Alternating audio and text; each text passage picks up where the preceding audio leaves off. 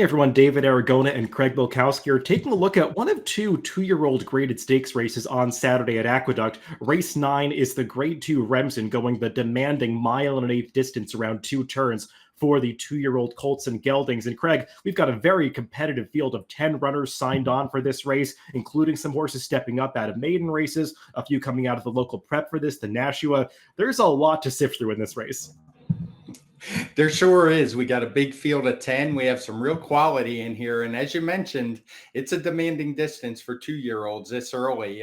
We haven't seen many mile-and-an-eighth races so far this year. And this one drew quite the tough field. I did peg the number 3 Dornoch as the morning line favorite at 5-2. He's coming off a smashing maiden victory at Keeneland, and I think he's one that most people wouldn't have too many questions about getting the distance, being the full brother to Kentucky Derby winner Mage. But you can make a case for a lot of these horses improving with added distance, given pedigrees and the way that they've run in their prior starts. So it's going to be interesting to see who can take that step forward in the Remsen. Let's check out the Timeform US pace projector before we get to the major contenders, because it does feel like there's quite a bit of speed in this race, Craig, and with 10 horses drawn basically breaking at the finish line, it's a pretty quick run into the first turn. So some are going to be trying to get over from the outside, some horses towards the inside, especially the long shot number 1 Le Bro figure to go forward coming out of sprint races. So I could see this pace getting pretty contested up front. Yeah, I don't have an argument with the fast-paced designation. These 2-year-old races are always a little bit tough. You got horses stretching out, trying to go further than they have, even from a sprint, as you mentioned. So it's a little, I would say, cloudy situation, but the pace scenario, I do agree with that it's probably going to be quick. If that pace is fast, it might help the number 7 Sierra Leone, who does get that Timeform US late pace rating, indicating that he has the highest late pace rating in the field for Timeform US. Craig, let's go through this field mostly in post-position order, beginning with the number 1 Le Bro. And he's the one that's kind of tough to make a case for in this race, or at least that's how I viewed him. He's coming out of 6 furlong races, broke his maiden in one of those auction restricted events at Saratoga, now going out for a new barn that I'm personally not very familiar with, and is just finding himself in a really tough spot. Yeah, if anything, he looks like a pace factor draw on the inside, stretching out. He could cause some problems for some other horses, but I imagine he's just going to be the horse that's going to be the target for some others. Let's take a look at the recent maiden victory for the number 2 Domestic Product. And he is the only horse in this race who has experience and winning experience going the 2-turn mile-and-an-eighth distance, and he did it at Aqueduct, breaking his maiden. Now, he got a great trip in this race. He was sitting right on top of a fairly moderate pace and just sprinted home through the late stages. But I think you have to be encouraged, Craig, by a horse that's able to finish with this much enthusiasm, going the mile-and-an-eighth distance in just the second start of his career, stretching out from a 6 furlong event on debut. You don't often see that from a 2-year-old. He really finished off the race. As you noted, there were a couple of blue fractions, but it's not like early on he was just loafing. They were triple-digit pace figures. He was able to take over and just really drew away. It was visually impressive and not bad speed figure-wise either with a 105. You will note it has that O designation after the number. That's because it was the only 2-turn route race on the day.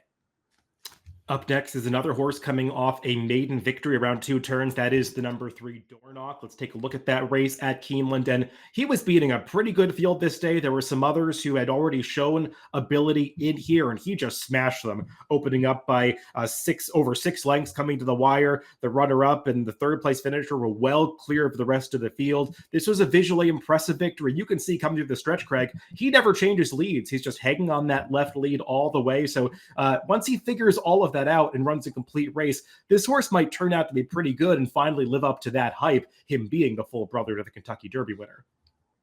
Yeah, it was visually impressive because he won so easily, not so much because he was kind of goofing off down the lane. He didn't change leads, as you said, was kind of all over the place. And it's a little bit scary for his rivals that he was still able to run that 111 Timeform US speed figure. If he puts it all together, he's clearly the horse to beat anyway, but that would put him at another level.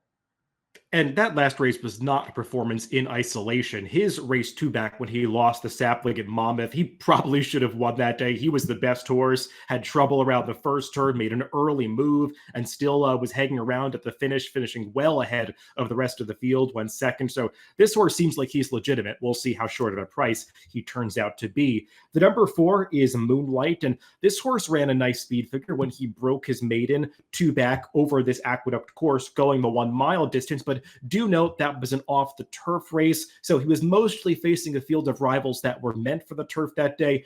Did beat them in pretty decisive fashion. Came back on a sloppy track last time at Churchill in the street stents, and just didn't seem like he was loving the surface that day, kind of going up and down in the stretch, but still able to get up for second. We'll see if he can get back to that big speed figure from two back.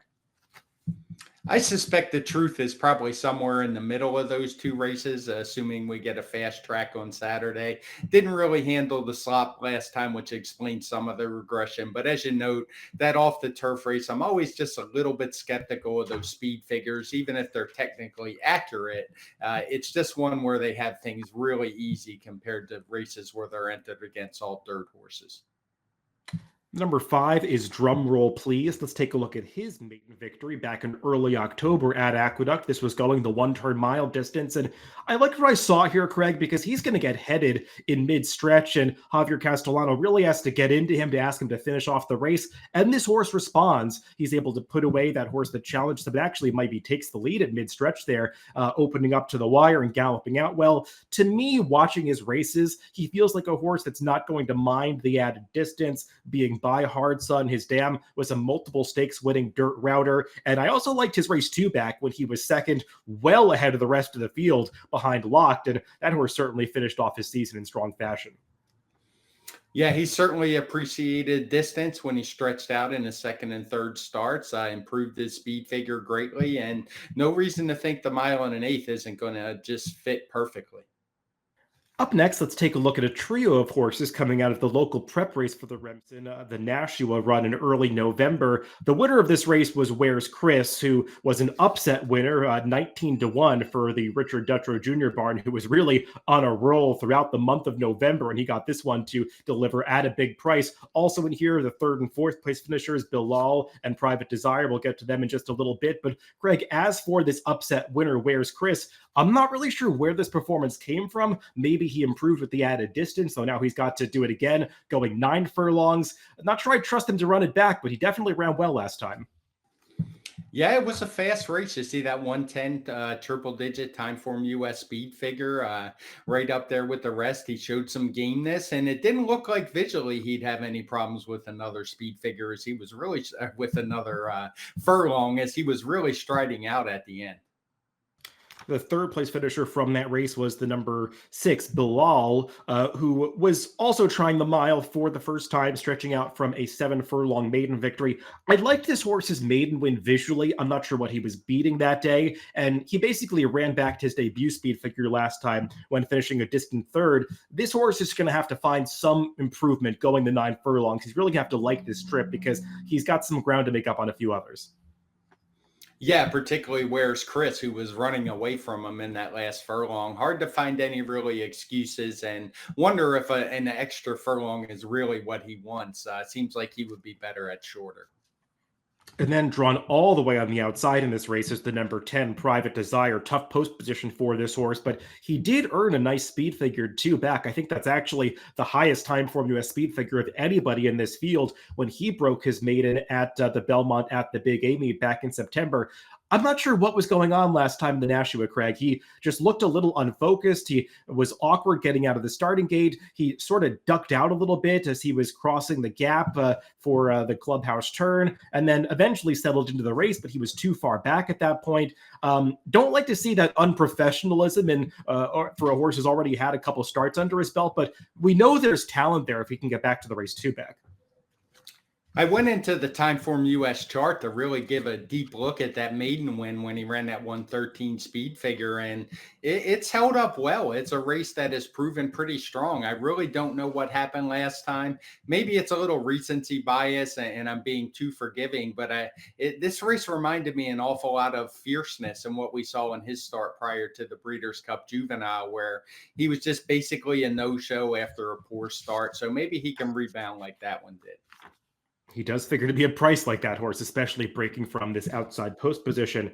The number 7 is Sierra Leone. Let's take a look at his debut victory from early November at Aqueduct. And I think this performance got a lot of people buzzing, Craig, because it was quite visually impressive. Not only did this horse professionally rate behind rivals in the early stages of this race, but once he was tipped out by Manny Franco at the top of the stretch, you could see him just unfurling this long stride. He's just gobbling up the ground, and he's going to run past these horses pretty easily in the final eighth of a mile to win like one that suggests the 9 furlongs should be right up his alley, and being by gun runner out of a grade 1 winning dirt route dam. The pedigree also confirms that. The only issue I really have with him, as he was visually impressive, is the lowly 93 speed figure compared to many in this field.